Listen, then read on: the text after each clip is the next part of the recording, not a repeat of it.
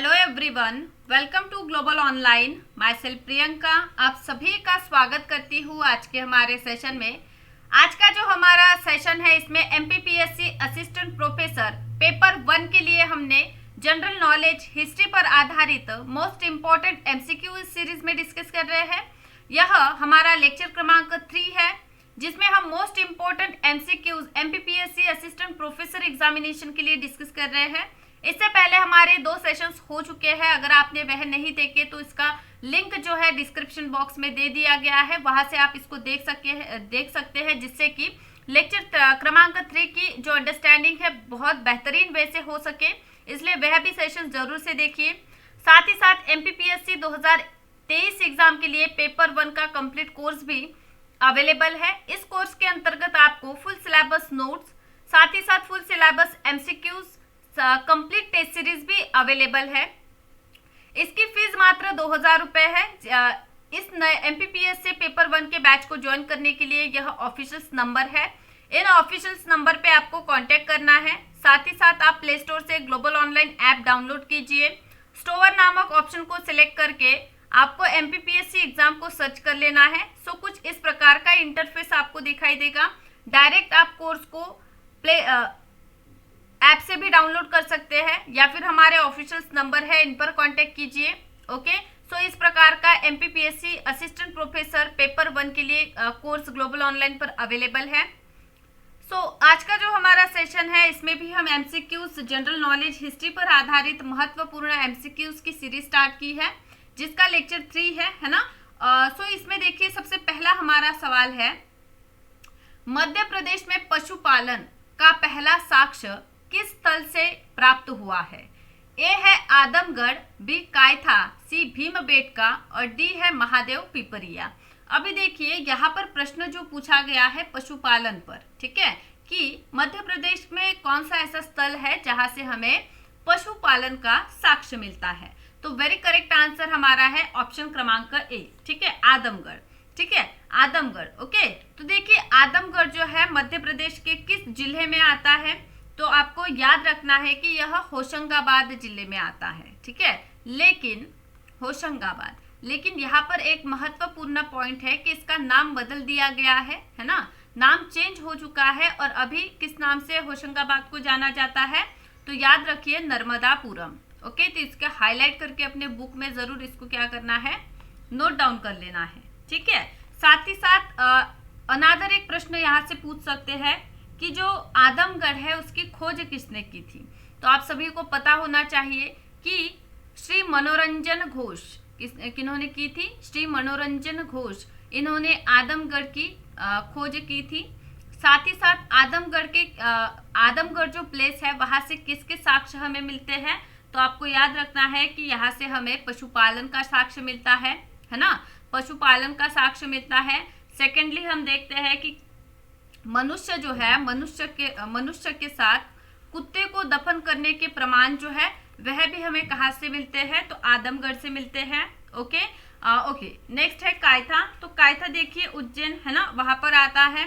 Bhimbetka MP में ही है, रायसेन जिले के अंतर्गत। और साथ ही साथ महादेव पिपरिया यह है हमें देखने को मिलता है नर्मदापुरम में है। ओके, सो इस प्रकार से इसका जो करेक्ट आंसर आ जाएगा आदमगढ़, ऑप्शन ए है।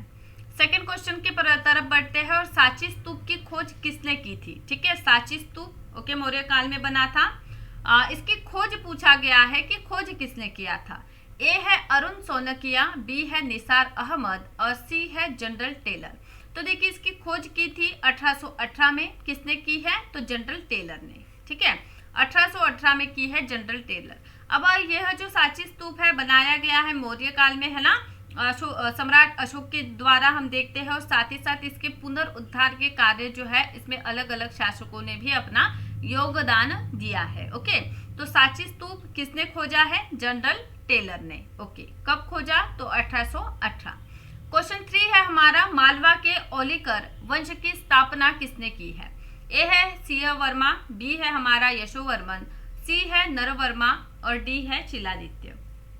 ठीक है, तो देखिए मंदसौर के जो ओलियार वंश है इसके संस्थापक है ऑप्शन क्रमांक ए सिंह वर्मा।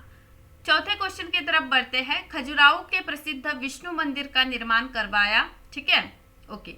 सो किसने करवाया है विष्णु मंदिर का निर्माण? सो देखिए यहाँ ऑप्शन ए है यशोवर्मन, ऑप्शन बी है राजागढ़, सी है विद्याधर और उसके बाद ऑप्शन क्रमांक डी है हमारा, ऑप्शन क्रमांक डी है हमारा राजाधग। अब देखिए खजुराहो का विष्णु मंदिर, ठीक है, किसके द्वारा निर्मित है? ठीक है, तो ऐसा हमारा सवाल पूछा गया है। तो आपको पता है कि यह खजुराहो का जो मंदिर है किस वंश में बना है? तो यह भी इम्पोर्टेंट है कि चंदेल वंशों के शासक जो है इन्होंने खजुराहो के विष्णु मंदिर का निर्माण किया है। इसका अर्थ हम कह सकते हैं कि यह चंदेल वंश में बना हुआ मंदिर है, ओके। साथ ही साथ हम देखते हैं कि यह किसने बनाया है? तो यशोवर्मन, ठीक है, चंदेल वंश के शासक है यशोवर्मन, इनके द्वारा हम देखते हैं कि खजुराहो का मंदिर बना हुआ है, ठीक है। अगर हम चंदेल वंश की बात करें तो आपको एक पॉइंट यहाँ पे जरूर से मेंशन कर लेना है कि मंदिर स्थापत्य कला में जो है मंदिर स्थापत्य कला, ओके, तो मंदिर स्थापत्य कला के अंतर्गत यह जो चंदेल वंश है इनका कार्य बहुत ही बेहतरीन है ना। यह जो वंश है माने कि चंदेल वंश, तो चंदेल वंश जो है इसके बारे में कुछ जानकारी ले लेते हैं। उससे पहले इसका वेरी करेक्ट आंसर है ऑप्शन ए।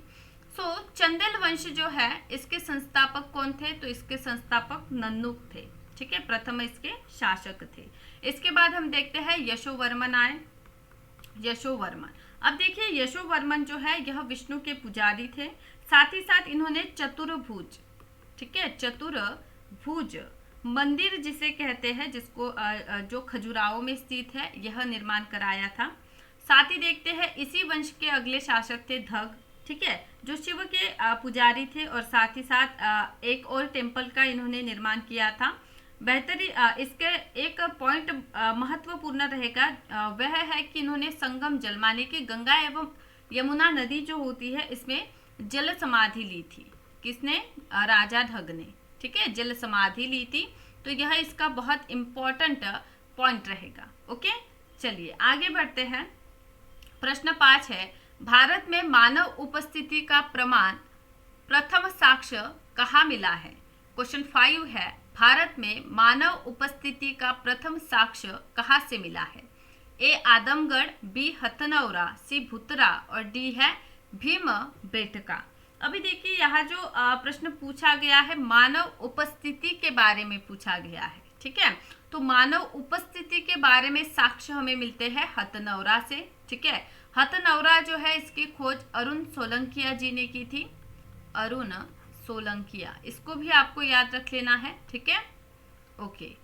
चलिए इसको नर्मदा सीस के नाम से भी यह क्षेत्र जो है इसको जाना जाता है, इसलिए इसका वेरी करेक्ट आंसर हो जाएगा हथनौरा, ओके। आगे बढ़ते हैं क्वेश्चन 6 के तरफ।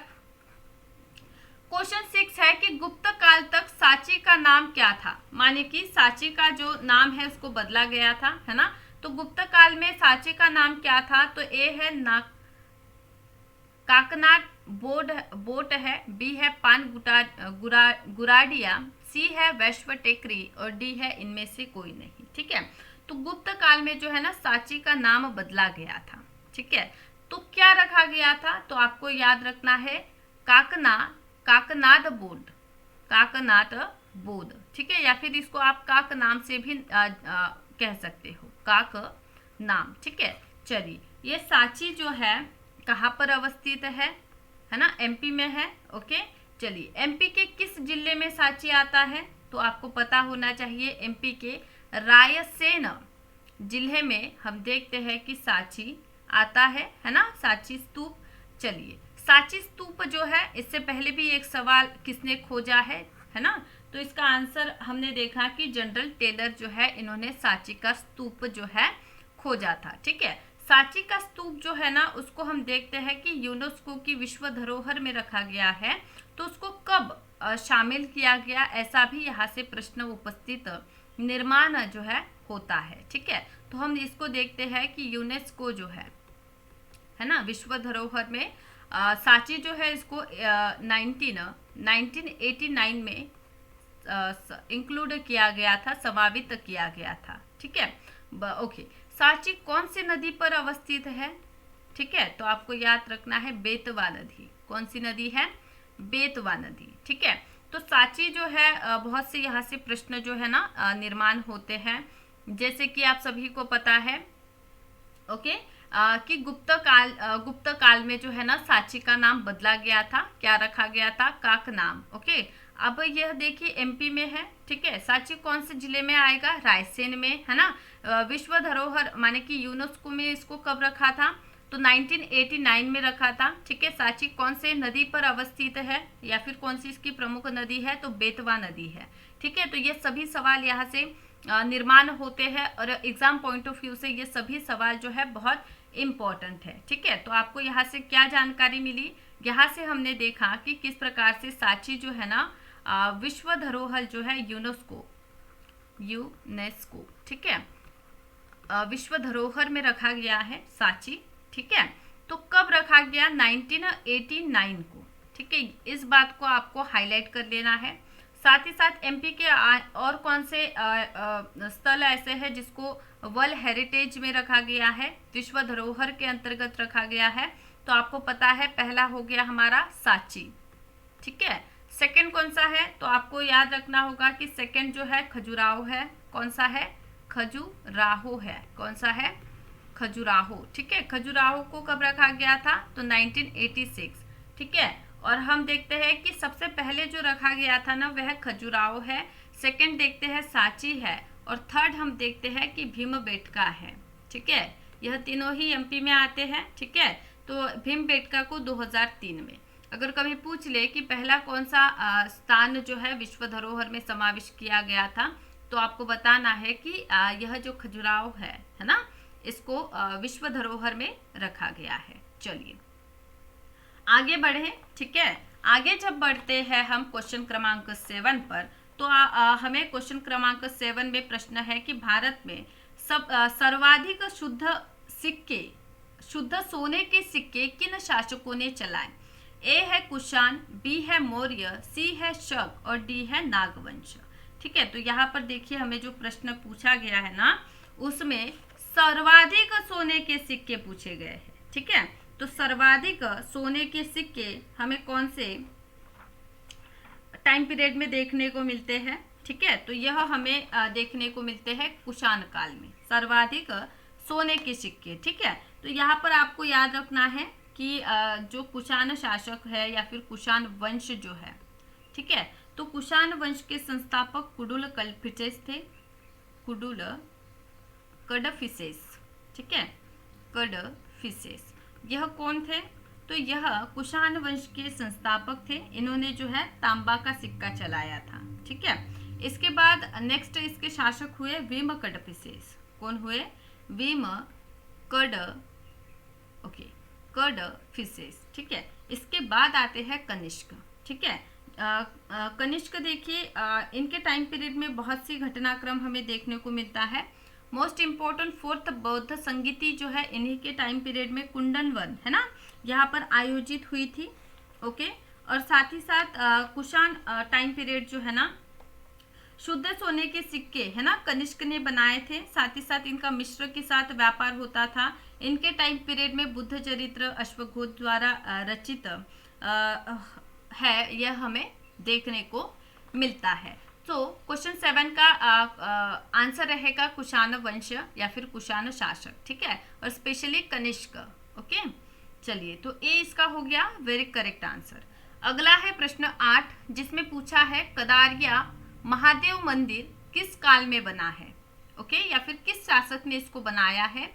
मदन वर्मन, बी है यशोवर्मन, सी है विद्याधर और डी है कीर्ति वर्मन। ठीक है, तो यहाँ पर देखिए आपको बता दूं कि जैसे हमने खजुराहो को देखा है, ठीक है, कि खजुराहो जो है यह जो हमारे चंदेल वंश के शासक है इनके टाइम पीरियड पर बना है। ओके, और स्पेशली हम देखते हैं कि यशोवर्मन ने खजुराहो का मंदिर बनाया था। ठीक है, तो चंदेल वंश जो है ना इन्होंने देखिए मंदिर स्थापत्य कला की अगर बात करें तो इनकी मंदिर स्थापत्य कला में एक नई शैली मंदिर निर्माण के लिए एक जो नई शैली है बेसर, ठीक है, इसका उपयोग किया। इसलिए जो चंदेल वंश के शासक के टाइम पीरियड पर जो भी मंदिर हमें देखने को मिलते हैं, इसको हम बेसर शैली के नाम से जानते हैं। ठीक है, इसको भी याद रख लीजिए। साथ ही साथ हम देखते हैं कि खजुराहो मंदिर में जो है निर्माण किया गया था यशोवर्मन के द्वारा, और साथ ही इसके अगले शासक होते हैं धग। ठीक है, और धग जो है इनके टाइम पीरियड पे हम देखते हैं कि कदारिया, ओके, धग होते हैं, और इसके बाद आगे देखते हैं विद्याधर। ठीक है, तो विद्याधर देखिए इसका करेक्ट आंसर रहेगा। कदारिया मंदिर का निर्माण विद्याधर के द्वारा किया गया था। ठीक है, ओके, यह जो कदारिया महादेव मंदिर है यह खजुराहो में ही अवस्थित है और बहुत फेमस यह मंदिर है। ठीक है, आगे बढ़ते हैं। अगला हमारा सवाल है, और देखिए ये विद्याधर जो है ना, इनके बारे में थोड़ा आपको पता होना चाहिए कि विद्याधर जो है चंदेल वंश के प्रतापी शासक थे, है ना। यह क्या थे? प्रतापी शासक थे। साथ ही साथ हम देखते हैं इनके टाइम पीरियड पर मोहम्मद गजनवी जो है, देखिए मोहम्मद गजनवी जो है इनके 17 बार आक्रमण हुए हैं, 17 स्वारी जिसको हम कहते हैं, है ना। तो इसमें हम देखते हैं कि किस प्रकार से मोहम्मद गजनवी जो है ना गुजरात के क्षेत्र पर आक्रमण करता है। ठीक है, जब गुजरात पर यह गजनवी आक्रमण कर देते हैं तो तब उसका राज्यपाल जो होता है इसका बिल्कुल भी विरोध नहीं करता राज्यपाल। ठीक है, इस वजह से यह विद्याधर जो है ना इसको पनिशमेंट देते हैं। ठीक है, उसको मरवा देते हैं। ठीक है, तो इससे कह सकते हैं कि मोहम्मद गजनवी जो है इनके आक्रमणों को विफल करने वाला जो शासक था चंदेल वंश में, वह हमें देखने को मिलते हैं विद्याधर थे करके। ठीक है, तो आपको इस बात को भी याद रखना है। आगे बढ़ते हैं अगले क्वेश्चन की तरफ। क्वेश्चन 9 है, परमार वंश का संस्थापक कौन था? ठीक है, तो ए है राजा भोज, बी है उपेंद्र कृष्णराज, सी है गंगेदेव और डी है विद्याधर। ठीक है, तो यहाँ पर प्रश्न जो है ना परमार वंश पर आधारित पूछा गया है। तो आप सभी को थोड़ा बहुत आइडिया आ चुकी है डेली सेशन से। ठीक है, तो मालवा में एक और वंश हम देखते हैं, है ना, परमार वंश, जिसके संस्थापक उपेंद्र कृष्ण राज थे। ठीक है, देखिए इसका जो योग्य शासक है ना वो कौन थे? तो राजा भोज थे। ठीक है, ओके, तो याद रखिए परमार वंश जो है ना इसकी नगरी जो थी ना धारा थी, जिसको धारा नगरी के नाम से भी हम जानते हैं। ठीक है, यह सरस्वती मंदिर जो है ना राजा भोज द्वारा बनाया गया था। बाद में हम देखते हैं कि परमार वंश माने कि यह जो क्षेत्र है परमारों का, उसको दिल्ली सल्तनत में मिला दिया गया था। ओके, तो इसका वेरी करेक्ट आंसर हो जाएगा उपेंद्र कृष्णराज। आगे बढ़ते हैं क्वेश्चन 10 की तरफ। क्वेश्चन 10 है, मध्य प्रदेश का कुमार गंधर्व पुरस्कार किससे संबंधित है? ए संगीत, बी है नृत्य, सी है नाटक और डी है साहित्य। ठीक है, यह अवार्ड के बारे में प्रश्न है। इसका वेरी करेक्ट आंसर है ऑप्शन क्रमांक ए संगीत। ठीक है, क्योंकि गंधर्व पुरस्कार जो है ना संगीत के लिए दिया जाता है। ठीक है, मध्य प्रदेश के देवास जिले के एक प्रसिद्ध हिंदुस्तानी शास्त्रीय गायक थे। ठीक है, इनको कुमार गंधर्व यह मध्य प्रदेश के देवास जिले के एक प्रसिद्ध संगीतकार थे, शास्त्रीय गायक थे। ठीक है, जिनको यह पुरस्कार जो है ना दिया गया था। ओके, तो इस प्रकार से आज के सेशन में हमने फिर से 10 क्वेश्चन जो है ना डिस्कस कर लिए हैं।